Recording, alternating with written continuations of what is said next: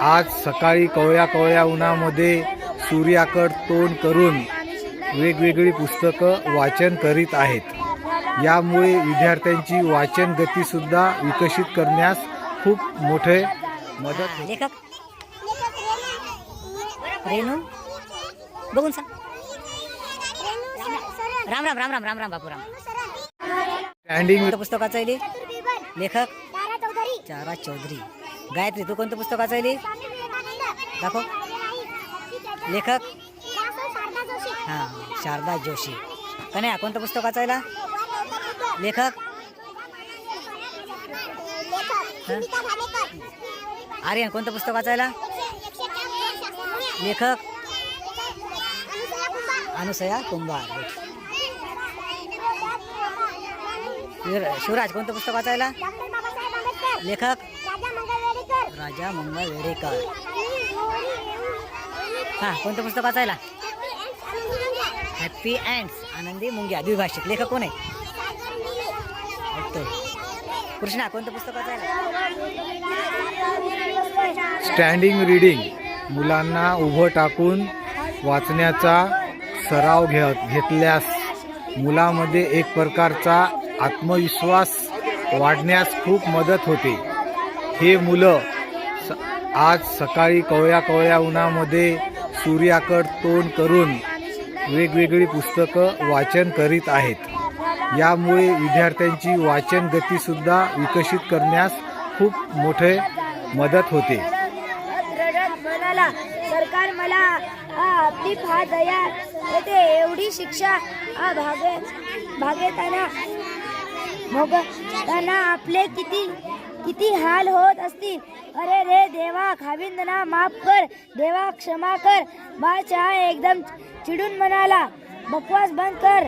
और कोण मला शिक्षा करतोय? सरकार मला आग्रही केले। भारताच्या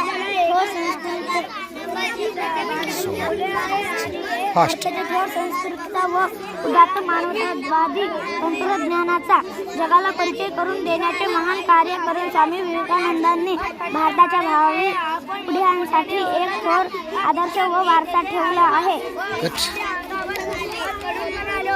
फूट विचार अगदी नास्तिक झाल्यावर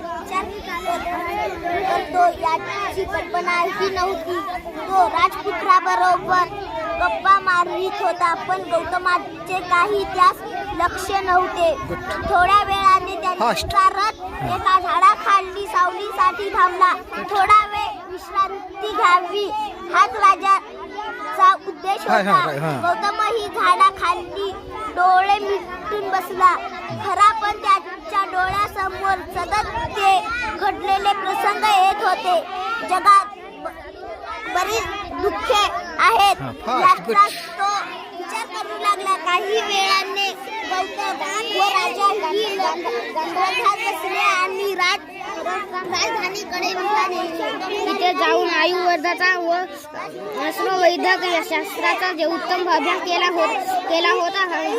आयुर्वेदातला हय म्हणजे घोडा तज्ज्ञ म्हणून त्याने मोठे नाव कमावले होते। अश्वपरीक्षा विषयात प्रावीण्य प्राप्त करून हा आयुर्वेद नावाचा ग्रंथ लागत असे। त्यांच्या सावर लिहिचाही विचार मांडला जात असेल। त्यांना गावाच्या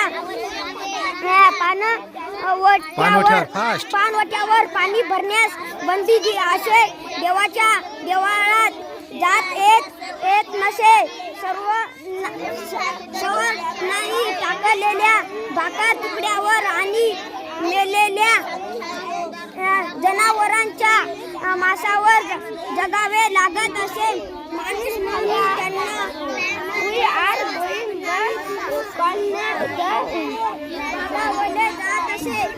ग्रेन्स फास्ट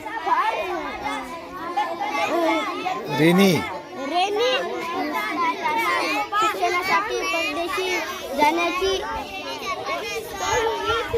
शिक्षणासाठी परदेशी जाण्याची परवानगी दिली। त्यांनी फास्ट घ्यायचं यांना परदेशी जाण्याची परवानगी देण्या